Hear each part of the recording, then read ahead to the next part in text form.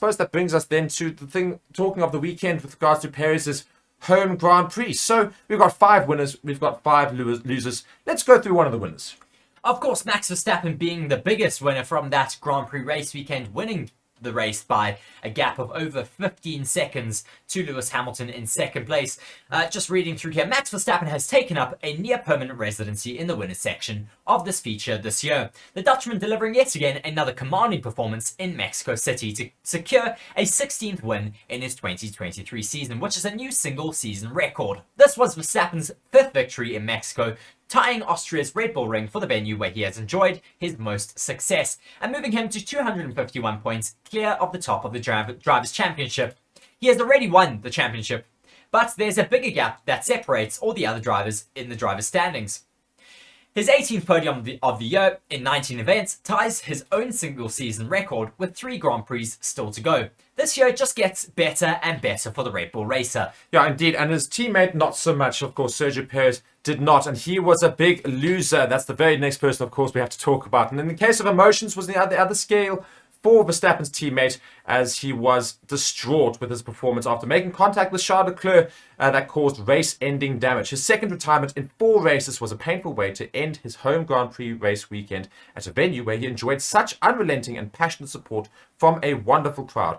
And it means his lead over Lewis Hamilton in the fight for P2 in the Drivers' Championship was near cut in half with 20 points, the gap heading to Brazil. The pressure is on for Sergio Perez. And as James says in the comments, can definitely see Perez to AlphaTauri with Ricciardo to Red Bull. Alonso will stay, I think. Well, I think that's one of the big things that you could possibly see in that Red Bull setup. It's very easy, of course, for them to do so, just to move them within the team. It is all one big setup, AlphaTauri being their second team. So one imagines if they really aren't happy enough with Sergio Perez, they will put Daniel Ricciardo in that seat instead. To be honest, I don't know why they want to move Sergio Perez into the AlphaTauri team. They're spending multi-millions on him per year to be able to compete in that AlphaTauri seat. He's not at the moment. Why would you give him a second chance in your sister team when you can just put in one of your younger drivers and just get him out and not have to pay him anymore? So what you're saying is basically, don't put Perez in any team, have him maybe even as a reserve, put Liam Lawson straight into that AlphaTauri setup. I think so. I don't see the point in putting him in that AlphaTauri seat. That seat is meant for young drivers to make their way into Formula 1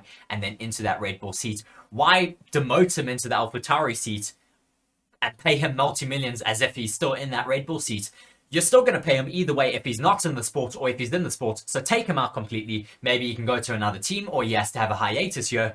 And then just put a younger driver in that AlphaTauri seat and possibly move Daniel Ricciardo up into Red Bull. Well, what it does sound like is there needs to be an ultimatum with regards to Sergio Perez. Will they back him for next season? Will they not? They need to make this decision ASAP because we're only 3 races away from the end. You know, we've got Brazil, we've got Las Vegas, we've got Abu Dhabi, and that is the season over. And they really do need to make these decisions quickly because the seasons are so long. The start of the season early next year, they need to get cracking with regards to what's happening. They need to have an understanding. As Reece says, do you agree with him in the comments? Go and let us know. Should it be Liam Lawson, Yuki Tsunoda in AlphaTauri, and Danny Rick and Verstappen in Red Bull? Should it be Liam Lawson and somebody else completely in that AlphaTauri setup? Or do you think Perez would be demoted to AlphaTauri? Reece doesn't think so. I certainly don't think so. It's not really a logical move at all. I'm struggling to see if Red Bull would make such an offer for somebody this late on, though, for next season. So I think that's the only thing that comes with this. You say that, but Mick Schumacher was released from Haas at the end of the season last year. Yeah. So we've seen stuff left to later in the season.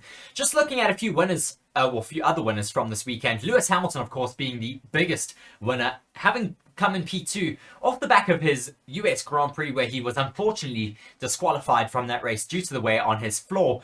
But this was one of Lewis Hamilton's strongest drives of the year, with the Briton fighting through from 6th on the grid to secure a brilliant second in the Mexico Grand Prix for the 3rd year in succession. He clocked the fastest lap on the final lap of the race. That is his 65th career fastest lap, moving him just 12 adrift of Michael Schumacher's all-time record. The bonus point that came with it also helped in his pursuit for second in the Drivers' Championship, a target that recently looked fanciful, but is very much on the cards now, given his performance curve.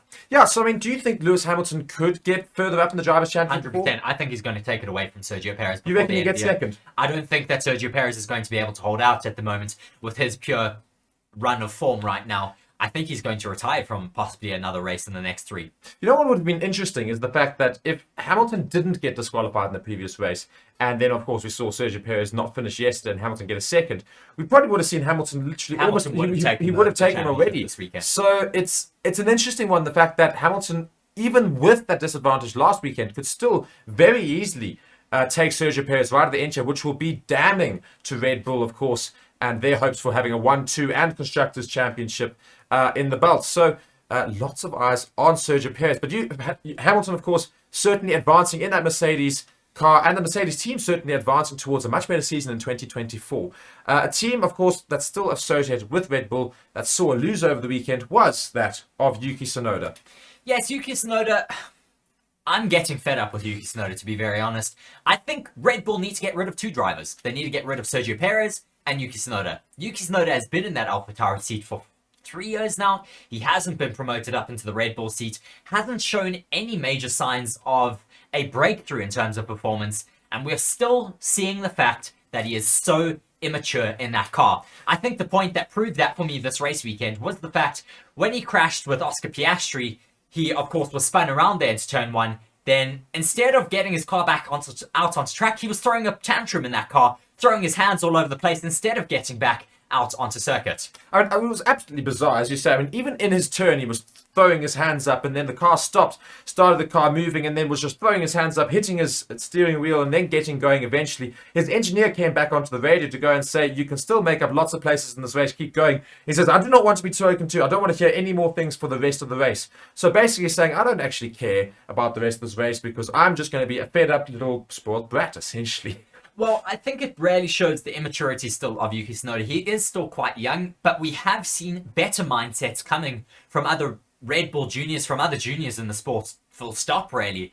I think there's a lot more people in the sport who deserve to get into that seat and could do a lot better with their performance compared to Yuki Tsunoda. And of course, Yuki Tsunoda not performing well is going to seriously impact him these days because his packing with Honda is not going to be that strong as it was before. Honda and Red Bull were like this. It's not going to be as strong as it was before. It's going to become non-existent, Mark, exactly, because they are moving away from Red Bull. Red Bull are moving towards their own powertrains that are built in-house with collaboration with Ford on their engine energy recovery unit part. But I do think that Sergio Perez and Yuki Tsunoda are going to be coming under a lot of pressure, specifically from Helmut Marko. We know he's very, very tough on their drivers, but I think when they are not performing up to their best, that is when they need to kind of have a look at themselves and see where they can improve.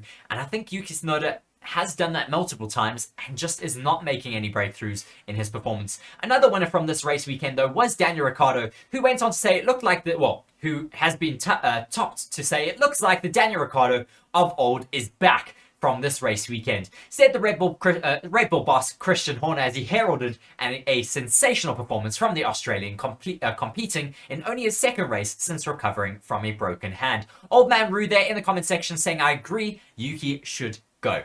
Well, that's the interesting thing. Of course, Daniel Ricciardo did brilliantly to finish 8th after qualifying in 4th, and he should have actually got 7th. If he had another lap in him, he would have taken George Russell. Got very, very close to the back of him, handling his tyres a lot better in a much less powered car, of course, in that AlphaTauri seat, one of the worst cars on the grid. Well, not anymore. They have brought major upgrades from the US Grand Prix onwards. Actually, no, I think it may have been even the Qatar Grand Prix that they did bring those Red Bull-style upgrades.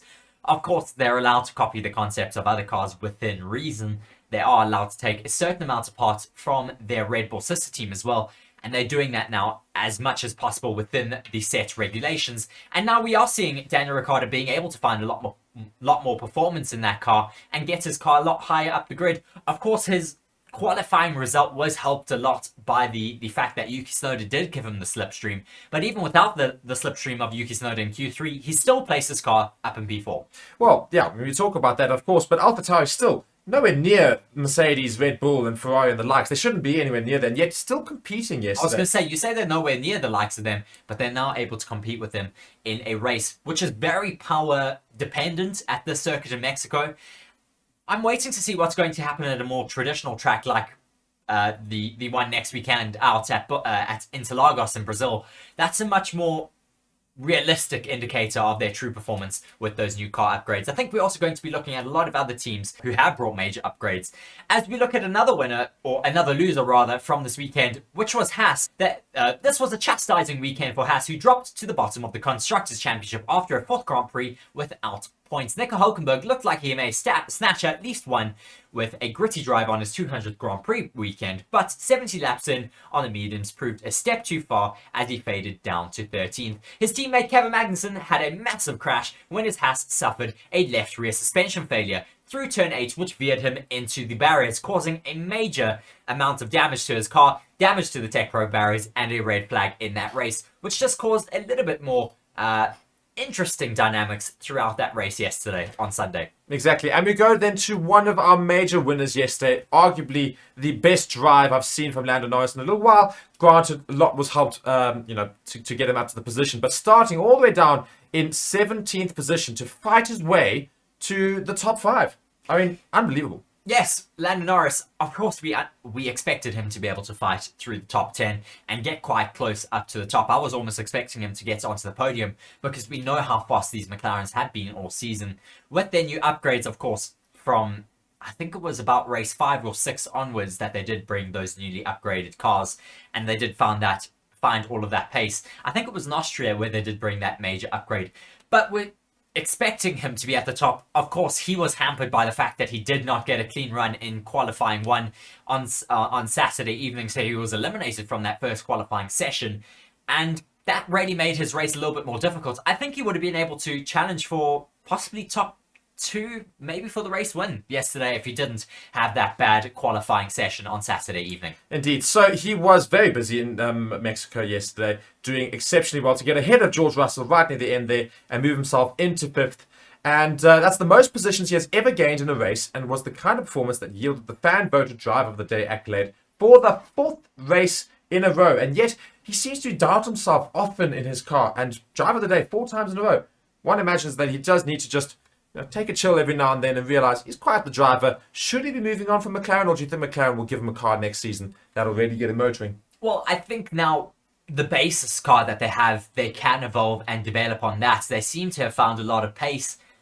Next year, hopefully they keep on the fundamentals of this car and just elevate it a step or 2, hopefully a step or 3, because then they should be able to compete with the likes of Red Bull. But looking at another loser from this race weekend, Alfa Romeo was another big one, who looked menacing throughout practice, particularly through Valtteri Bottas, with the Swiss team getting both cars into Quali 3. However, the race fortunes weren't as rosy. Bottas was unlucky to pit just a lap before the safety car, which meant he lost a significant amount of track position. The team then said that he got a tear-off suck in his left rear brake duct, which caused brake temperatures to spike throughout the race, and limited his ability to recover from those lost positions from the safety car. Zhou too was hurt by the red flag, having pitted earlier, but lacked the grip after the restart and was unable to attack, leaving him 14th at the flag. Yeah, but I mean, at the same time, for all that we say they're losers, I think Alfa Romeo barely scored points this season. We talked about AlphaTauri being one of the worst teams this season in general. Points-wise, I think Alfa Romeo are the worst team on the grid. Certainly one of the far down teams in the whole grid. So them having got into Q3 and starting in the top 10 by itself was automatically a win. The moment they started the race, they were never going to hold on to those positions. But, as I say, they could have tried to do more in the race yesterday, but not able to do so. And we move on to our final winner from yesterday, that of Ferrari. Ferrari caused an almighty shock on Saturday as they took their first front row since last year's Monaco Grand Prix, headed by Charles Leclerc. They were unable to hold on to it, of course, but they did still finish 3rd and 4th. Yes, after a relatively bad start for Charles Leclerc, the 2 Ferraris got away, but Max Verstappen and Sergio Perez had a much better getaway in their Red Bull cars. And Max Verstappen went on to split the 2 Ferraris down that main straight and take first place into corner 1, where Charles Leclerc was wedged in between the 2 Red Bulls. He had Sergio Perez on his outside, him in the middle, and Max Verstappen on his inside. He went to try and compete with Max Verstappen into turn 1, but he also, as I said, had that car of Sergio Perez on his left. Sergio Perez just, I think, misjudged the amount of space that he had to Charles Leclerc, hit his front left tyre, sent himself flying up into the air, ended his race, of course, then yesterday.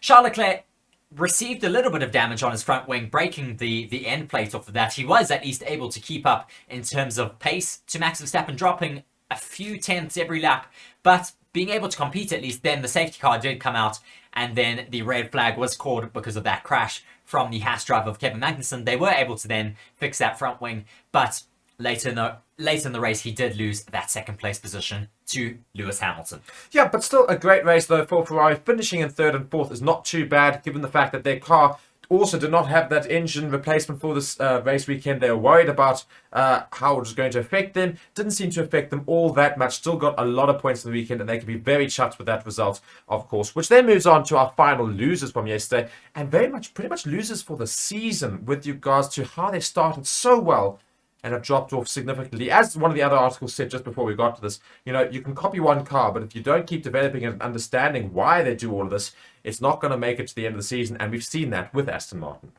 Well, I think they put a lot of money into developing the car before the season started, and I think that's where they went wrong. They needed to leave a lot of space to develop that car throughout the season, and that's something that they haven't done as frequently as all of the other teams. We've seen a lot of other teams bringing upgrades almost every second or third race weekend, and it's been very far and few in between for Aston Martin. And that is where throughout the season that you are going to lose a lot of pace to your competitors.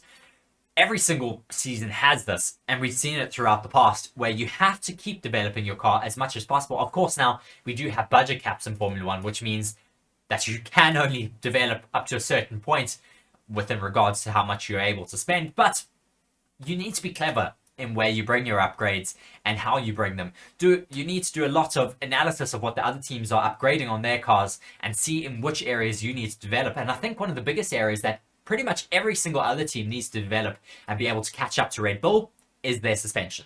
Yeah, it's exactly that. I think Aston Martin needs to put some more thought into how they go about their season with regards to development as well as starting the season off. But I think they'll learn from the season. Next season, surely one imagines they'll be a little bit better. But of course, that depends on whether Mr. Stroll decides to hold on to his team or whether he does decide to sell it, as some people seem to rumor. Thank you so much for joining us. Be sure to like the video, subscribe to the channel, leave us some comments that you want us to answer in the next few videos.